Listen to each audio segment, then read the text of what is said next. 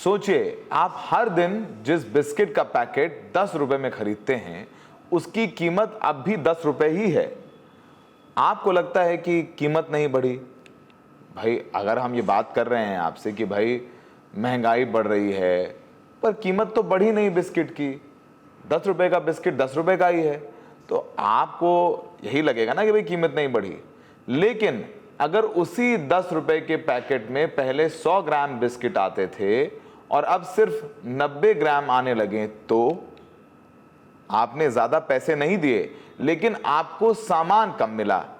इसे कहते हैं श्रिंकफ्लेशन। और आने वाले दिनों में महंगाई का यह तरीका आम आदमी की जेब पर बड़ा असर डाल सकता है, क्योंकि देश की बड़ी एफएमसीजी कंपनियां कच्चे माल की बढ़ती लागत और जियोपॉलिटिकल तनाव के बीच कीमतों में बढ़ोतरी या पैकेट की मात्रा कम करने की तैयारी करने में जुटी हुई हैं। यानी महंगाई सिर्फ पेट्रोल, सब्जी या दाल तक सीमित नहीं रहने वाली। आपकी चाय, बिस्किट, साबुन, शैम्पू, कॉफी, नूडल्स और रोजमर्रा के इस्तेमाल का सामान भी महंगा पड़ सकता है। तो सवाल है, आखिर एफएमसीजी कंपनियां कीमत क्यों बढ़ा रही हैं और ये श्रिंकफ्लेशन क्या है? और सबसे बड़ा सवाल, इसका सीधा असर आम आदमी की जेब पर कितना पड़ेगा? आइए आसान भाषा में समझते हैं। सबसे पहले समझिए एफएमसीजी यानी फास्ट मूविंग कंज्यूमर गुड्स। ये वो सामान है जिन्हें आप रोज या लगातार इस्तेमाल करते हैं और जल्दी जल्दी खरीदते हैं, जैसे बिस्किट, नमकीन, साबुन, शैम्पू, टूथपेस्ट, चाय, कॉफी, नूडल्स, पैकेज फूड्स, तरह तरह के घरेलू सामान। भारत में इस सेक्टर की बड़ी कंपनियों में हिंदुस्तान यूनिलीवर यानी HUL, ITC, Nestle, Dabur, Britannia, Godrej, Tata consumer जैसी कंपनियां शामिल हैं। अब इन कंपनियों के लिए सबसे बड़ी चुनौती क्या है? इनपुट कॉस्ट यानी कच्चे माल की लागत। बिस्किट बनाने के लिए सिर्फ आटा ही नहीं, चीनी चाहिए, पाम ऑयल चाहिए, पैकेजिंग चाहिए, बिजली चाहिए, ट्रांसपोर्ट चाहिए। इसी तरह साबुन और दूसरे कई एफएमसीजी उत्पादों की लागत भी कच्चे तेल और दूसरी कमोडिटी से जुड़ी होती है। और जब इनपुट कॉस्ट बढ़ती है तो कंपनियों के सामने दो रास्ते होते हैं। पहला, कीमत बढ़ाओ, दूसरा, उत्पाद की मात्रा कम कर दो। और जब दूसरा रास्ता यानी श्रिंकफ्लेशन ज्यादा चर्चा में है, यानी कीमत उतनी है बिस्किट की, लेकिन अगर एक पैकेट में 10 बिस्किट आ रहे हैं तो 8 कर दो, तो कंपनी के पैसे बचे, लेकिन हम महंगा करके सीधे ऐसे कान पकड़ रहे थे कस्टमर का, अब वो घुमा करके ऐसे पकड़ रहे हैं। फिर भी हम आपको श्रिंकफ्लेशन को थोड़ा और आसान भाषा में समझाते हैं। कीमत वही, पैकेट वही, लेकिन अंदर सामान कम। मान लीजिए कोई प्रोडक्ट पहले 10 रुपए में 100 ग्राम मिलता था, कंपनी उसकी कीमत 10 ही रखी है, लेकिन मात्रा 100 ग्राम से घटाकर 90 ग्राम कर देती है। कागज पर कीमत नहीं बढ़ी, लेकिन असल में प्रति ग्राम कीमत बढ़ गई। यानी उपभोक्ता को पता भी नहीं चलता कि उसकी खरीदारी महंगी हो गई है। इसलिए श्रिंकफ्लेशन को कई बार छिपी हुई महंगाई भी कहा जाता है।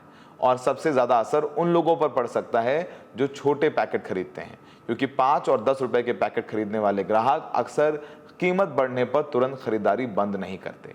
कंपनी के लिए भी ये तरीका सीधे कीमत कम करने की तुलना में कम झटका देने वाला हो सकता है। अब जैसे ब्रिटानिया के मामले की बात करते हैं। देश की बड़ी बेकरी और स्नैक कंपनियों में शामिल ब्रिटानिया जो चालू तिमाही है उसमें श्रिंकफ्लेशन के जरिए लगभग 1.5 से 2% तक प्रभावी कीमत बढ़ोतरी कर सकती है।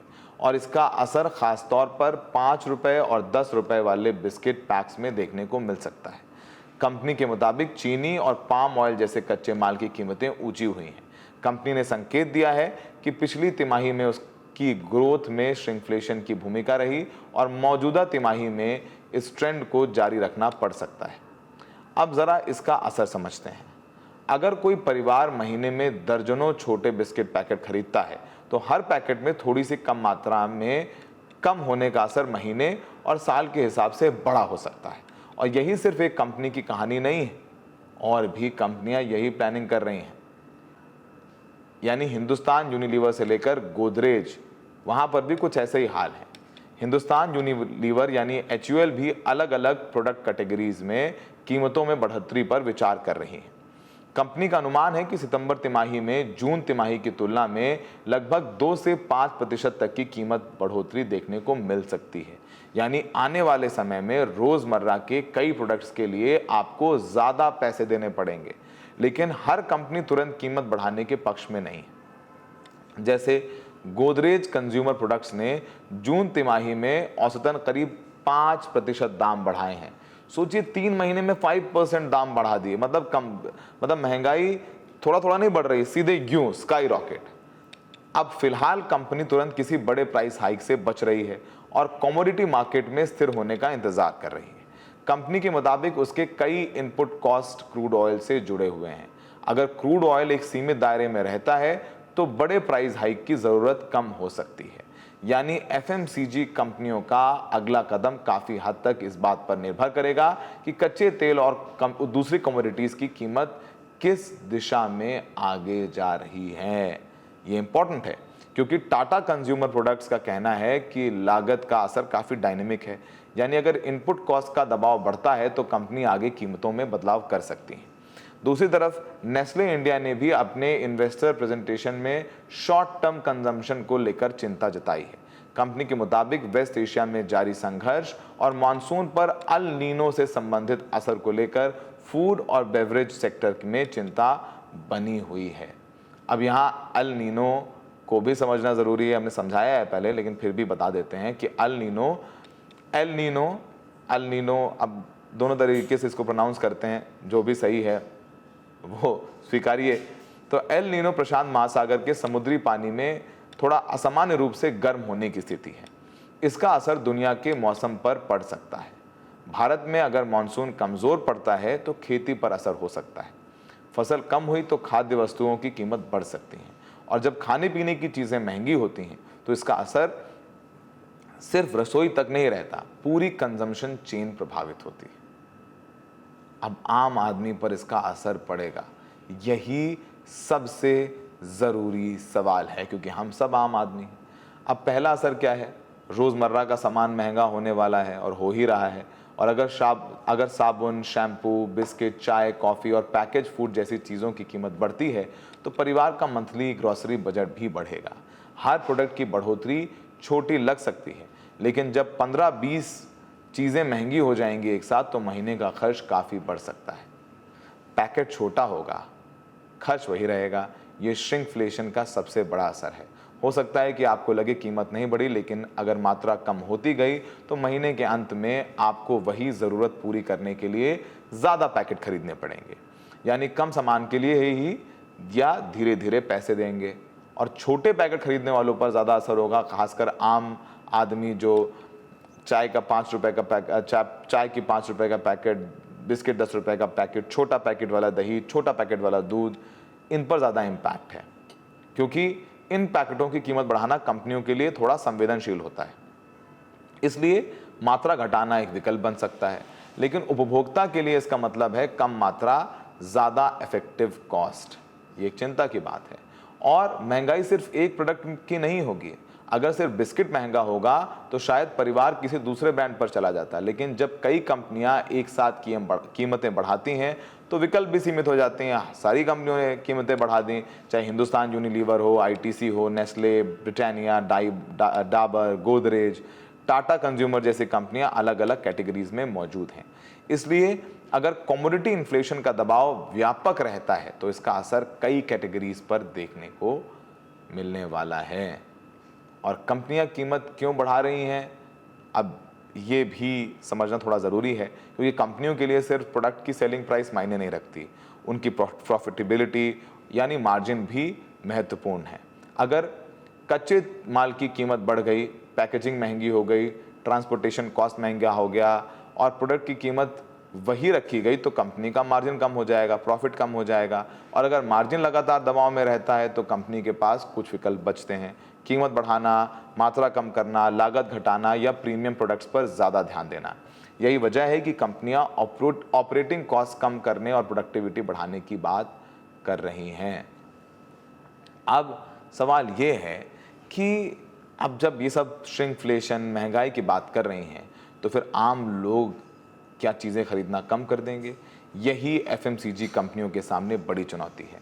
अच्छी खबर यह है कि फिलहाल कंपनियों को अर्बन और रूरल कंजम्पशन में मजबूती की उम्मीद है, लेकिन अगर कीमतें लगातार बढ़ती रहीं तो कंज्यूमर बिहेवियर बदल सकता है। लोग सस्ता ब्रांड चुन सकते हैं, छोटे पैकेट खरीद सकते हैं, प्रीमियम प्रोडक्ट से पीछे हट सकते हैं या कुछ गैर ज़रूरी चीज़ों की खरीदारी टाल सकते हैं। यानी महंगाई सिर्फ आपकी जेब नहीं काटती, ये आपकी खरीदारी के फैसले को भी बदल देती है। और इम्पॉर्टेंट, सबसे ज़रूरी, कि महंगाई की मार कितनी बड़ी हो सकती है। ये कहना अभी जल्दबाजी होगी कि हर एफएमसीजी प्रोडक्ट की कीमत निश्चित रूप से बढ़ने वाली है। कंपनियों की स्ट्रैटेजी अलग अलग है। कुछ कंपनियां प्राइस हाइक कर सकती हैं, कुछ श्रिंकफ्लेशन का रास्ता अपना सकती हैं, कुछ कमोडिटी प्राइसेस स्थिर होने का इंतज़ार कर रही हैं।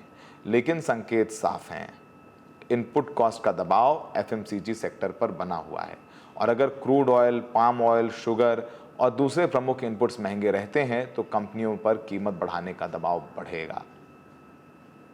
यही तो दिक्कत वाली बात है।